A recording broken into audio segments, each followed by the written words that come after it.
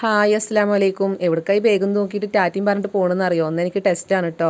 ഇന്ന് റോഡ് ടെസ്റ്റാണ്. ഞാനിപ്പോൾ മൂന്നാമത്തെ പ്രാവശ്യമാണ് കേട്ടോ പോണത്. ആദ്യം ഫസ്റ്റിൽ ടെസ്റ്റിന് പോയിട്ട് 8ഉം റോഡും കിട്ടി. അങ്ങനെ 2 വീലറിൻ്റെ ലൈസൻസ് കിട്ടി. അത് കഴിഞ്ഞിട്ട് പിന്നെ അന്ന് തന്നെ എച്ച് ഉണ്ടായിരുന്നു. എച്ച് പോയിട്ട് പിന്നെ വീണ്ടും ടെസ്റ്റിന് കൊടുത്തു. എന്നിട്ട് വീണ്ടും പോയിട്ട് എച്ച് കിട്ടി. അന്ന് റോഡ് പോയി. അപ്പം അടുത്ത പ്രാവശ്യം ഇപ്പം ഇന്നാണ് കേട്ടോ പോയത്. അൽഹംദുലില്ലാ മാഷാ അല്ലാഹ് ഫൈനലി അങ്ങനെ ലൈസൻസ് കിട്ടിട്ടോ. ആ ഒരു സന്തോഷം കൂടി പറയാനാണ് ഞാനിപ്പോൾ വന്നത്. എന്താ വെച്ചാൽ നല്ല സന്തോഷമുണ്ട്. ഒരുപാട് പേര് കളിയാക്കിയിട്ടുണ്ട്. ഒരു പ്രാവശ്യം ഇപ്പോൾ പോയിട്ട് രണ്ടാമത്തെ പ്രാവശ്യം പോയല്ലോ.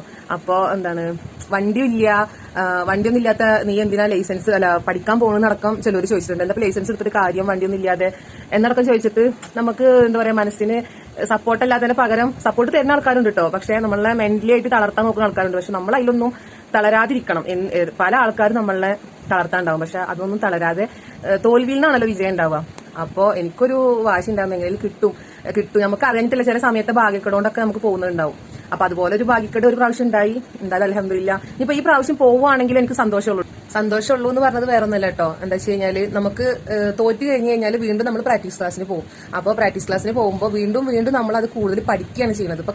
ഇപ്പൊ 3 ദിവസം ഞാനിപ്പോ പ്രാക്ടീസ് ക്ലാസ്സിന് പോയി. അപ്പൊ ആ സമയത്ത് കൂടുതൽ ഒന്നും കൂടി നമുക്ക് പഠിക്കാൻ പറ്റി. അപ്പൊ തോറ്റു എന്ന് വിചാരിച്ചിട്ട് നമ്മൾ വിഷമിച്ചിരുന്ന് കഴിഞ്ഞാൽ ഒക്കെ അവിടെ കിടക്കുള്ളൂ. നമ്മൾ വീണ്ടും വിജയത്തിക്ക് വേണ്ടിയിട്ട് പരിശ്രമിക്കുമ്പോഴല്ലേ നമുക്ക് ആ ഒരു നല്ല റിസൾട്ട് കിട്ടുള്ളൂ. അപ്പോൾ എന്തായാലും എനിക്ക് അൽഹംദുലില്ലാ ഒരുപാട് സന്തോഷമായി. നമ്മളെ പരിഹസിച്ചവരെ മുമ്പിൽ നമ്മൾ എപ്പോഴും എല്ലാ കാര്യം വിജയിച്ച് കാണിക്കുക. ഞാൻ അതേപോലെ പഠിക്കാൻ പോണ സമയത്തും ഒരുപാട് പേരെന്നെ കളിയാക്കിയിരുന്നു. ഈ 2 മക്കളായിട്ട് നീ എന്ത് പഠിച്ചിട്ട് എന്ത് ടീച്ചർ ആവാനാ, വെറും +2 മാത്രമല്ല എനിക്ക് എന്ത് ടീച്ചർ ആവാനാന്നൊക്കെ പറഞ്ഞിട്ട്. പക്ഷെ അത് ഞാൻ ഒരു കൊല്ലം പഠിച്ച് 1 വർഷമാണെങ്കിലും ഞാൻ ടീച്ചറായിട്ട് പോയിരുന്നു. അപ്പോൾ നമ്മളത് ഓരോരുത്തർ പറഞ്ഞത് കേട്ടിട്ട് ഒതുങ്ങിയിരുന്ന് കഴിഞ്ഞാൽ ഒന്നും നടക്കില്ല. എല്ലാം നമുക്ക് വേണ്ടിയിട്ടാണല്ലോ. അപ്പോൾ എല്ലാവരും വിജയത്തിന് വേണ്ടി ട്രൈ ചെയ്യുക. Okay, by.